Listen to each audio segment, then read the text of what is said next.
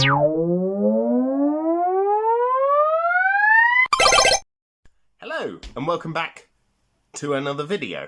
So this time, I think last time we talked a little bit about my memories of Halo 2. If you haven't seen that video, please go watch it. I was quite happy with it.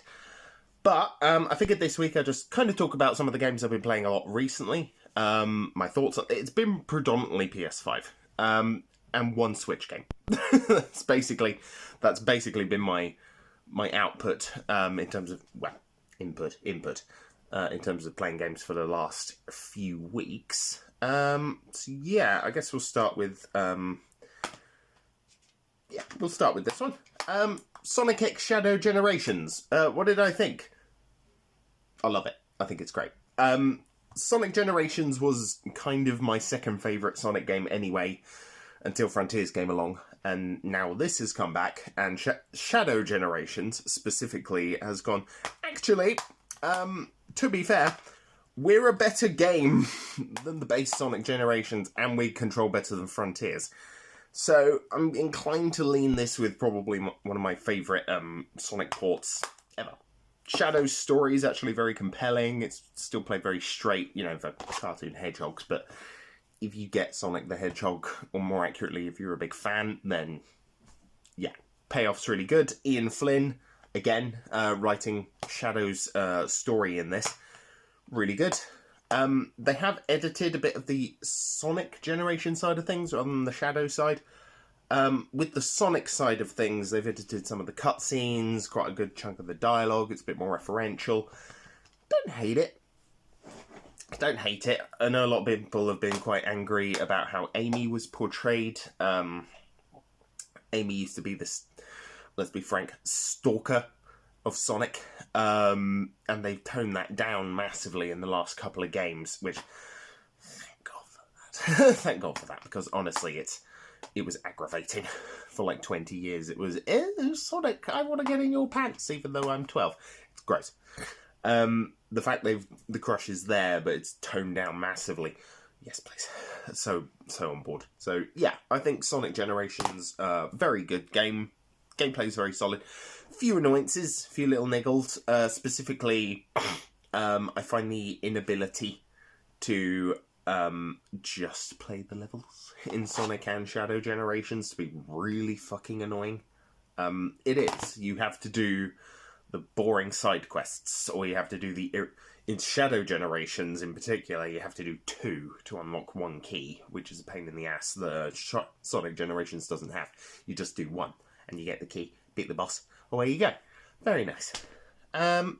Moving on though. System Shock. Yeah. How to explain this? I'm a big BioShock fan. Massive BioShock fan. Absolutely love BioShock. I love 1, 2, Infinite, Minerva's Den, the first part of Burial at Sea. Not Burial at Sea Part 2, because it's shit. And since then, for about 11 years, I've been trying to find something to fill that void. To fill out the new BioShock. Be a new BioShock. Something I really desperately want to play. Came close with the Dishonored series, though they're more like Thief. Then you had games like Prey, which I hate with a passion. And System Shock's kind of in that same vein. It doesn't have the weight for me that the original BioShock did. It doesn't have the opening down that BioShock 1 did. It doesn't have the combat sluggish, quite annoying. The map design is awful. Just really not looking forward to doing the cyberspace bits. I just really am not. And what they've basically done is taken the original System Shock, which released in 1994, if I remember correctly, and they've recreated it point for point in terms of layout in this game. And it fucking shows. And not in a good way. In a very, very archaically bad way. I want to give this game more time. I probably will give it some more time because I've had just until Judas comes out from, what's his name? Ken Levine, who made the original BioShock. So, yes, please, get on with releasing that so I can actually go, okay, thank you. Goodbye. Okay, so the next couple are going to be Debbie Downers, and that includes Shadows of the Damned Hella Remastered. I hated this game when it came out, and I hate it now. It's a very bad Resident Evil 4 clone. It's not particularly funny. It's very telling that it's made by Suda51 and Shinji Mikami, but not in a good way. You've got all the weird stuff that goes into a Suda51 production, so games like Lollipop Chainsaw, Killer 7, Killer is Dead, Flower, Sun and Moon. Flower, Rain and Sun. Yeah, anyway. Flower, Rain and Sun, The Silver Case. Yeah, here's the kicker. I love some of those games. I love Killer is Dead. A lot. I love Lollipop Chainsaw. I'm gutted that the new re-release, which will hopefully be here soon, doesn't have the original music, because it's all fucking licensed. But Shadows of the Damned, I bought on its release. I played a good chunk of it, and I didn't like it. I then bought this, hoping that they would have changed enough for it to be good. And I'm going to be honest with you, I hate it more than I've ever hated it. It is terrible. It's going. It's on the get the fuck out of here list. As is, unfortunately, Shadows of Doubt. It seems the two games I bought this year with Shadows in the fucking name haven't been particularly interesting. Now, Shadows of Doubt is an immersive detective sandbox stealth simulator sort of thing. Basically, you're a detective in a shitty, worn-out city trying to solve murders to get enough money and prestige to move out of the city and into somewhere nice.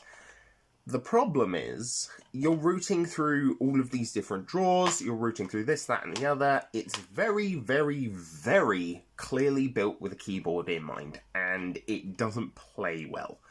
I could tell in the first 10 minutes.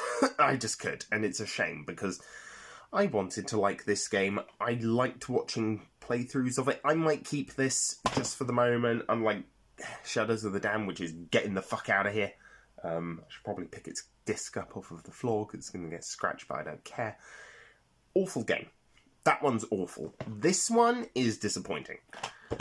Similar to System Shock. They're just two games that I just really haven't liked. Really haven't. Shadow of the Damned, I fucking hate. It is awful. So it's good we're moving into some of the games I've actually liked playing recently. We'll get to the two I finished in a minute. But Pacific Drive. Yeah, I wanted this originally when it came out. Again, it's fine. It's okay. It's painfully average. It's painfully average, which I didn't want it to be. The car controls are actually terrible, which is telling. It's not obvious what you're supposed to do. It's very, very opaque in this, that, and the other. The biggest thing that pisses me off is I'm not a big survival game guy. I don't like survival games in general. I hate them. I do. Like, I will play survival games strictly in creative mode. So Minecraft, No Man's Sky, anything like that. Absolutely any game like that, I will play in creative mode. So that I can just play the fucking game without doing the stupid survival shit. I love No Man's Sky. Big fan. Pacific Drive kind of doesn't really fill that niche that I want it to. Again, it's a game I'm going to be giving more time, unlike Shadows of the Damned, because that's shit. But yeah, I think I just need more time with this one. It's painfully average, and that's all I can really describe it as. By contrast, Space Marine 2. Now, I played the original on the 360 back in 2011. I think I've beaten it twice, and I haven't touched it since, which isn't great. So I figured I'd pick up the second one, and it's great. It actually plays a lot better than the 2011 release. You feel more like a tank. You can actually get through the game without being massacred every 30 fucking seconds because you're strictly on your own. Not quite the case with this. Unfortunately, this time around, you're fighting Tyranids, If you don't know anything about Warhammer 40k, Tyranids are basically what would happen if you took Alien and gave them spaceships and allowed their reproductive cycle to be considerably more aggressive. However, they've only got a hive mind. And that makes them the single most boring faction in the entire franchise to fight. In the first game, you had orcs. Orcs are hilarious. It's like, God, Space Marines! Get it, boys! It's funny. Well, they're supposed to be funny. They're supposed to be this kind of drugged-up biker gang of fungus things that grow and get aggressive, and they've got ridiculous abilities like, oh, if they believe something hard enough, it will happen. So if they paint their vehicles red, they will go faster. They believe that, but it does happen strictly because their vehicles are painted red, and that's great. Tyranids, by contrast, are just stabby aliens. They're just stabby. They're like a flesh wall, and it's not particularly compelling in terms of enemy variety either. There's a lot of enemies that are just kind of annoying. But I really like this game. It's very solid. It's nice that it just does continue the story of Captain Titus. You don't need to know anything about Titus. You can just jump straight in. It's not really a problem. From what I understand, the multiplayer is very solid. It's got a very solid co-op campaign thing. They did say they were sort of restrained in what they could do by making it three-player co-op all the time. But that's fine. That's fine. The original game had some issues with pacing that were blindingly obvious, specifically the bits where you're jumping around with a jetpack and a thunder hammer. As it sounds. Fun, but pointless. This, by contrast, feels like you're on the front lines of a war. The other one felt you were slogging through massive hordes of enemies with very little to show for it. So, do I recommend Space Marine 2? Heartily. I need to play more of it. I've only recently finished, like, 3 games. Yeah, so I finished Sonic X Shadow Generations. Then I played a bit of the following games, completed 2 of them, or completed 2 games. Then I've only just started playing this. This is fine, and the other 3 are bad. They're just bad, which is a shame. However, excuse me. Unknown 9, Awakening. Yeah, this is the most PS3-ass game I have played in about 14 years. It is, by every definition, like graphically, storytelling, cinematic moments, gameplay. It's a stealth action brawler, which is not something you see too often, with superpowers, which is cool, and the combat's actually really good, and it's super fucking linear. But that's not a bad thing. That's not a bad thing in the slightest, and I actually really liked this game. It's unfortunate that we'll never get a sequel, because the game is just not selling well. Do I recommend it? If you miss the PS3, specifically, then by all means, but otherwise, no. No, I wouldn't recommend Unknown 9. By contrast, outside of, if you like the PS3, go for it. Outside of that, Astrobot I recommend regardless. I recommend regardless of age, creed,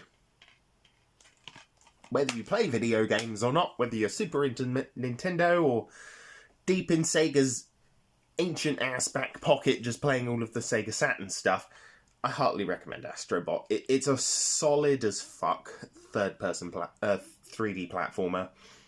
It's a lot of fun. It's a love letter to PlayStation, which I like PlayStation.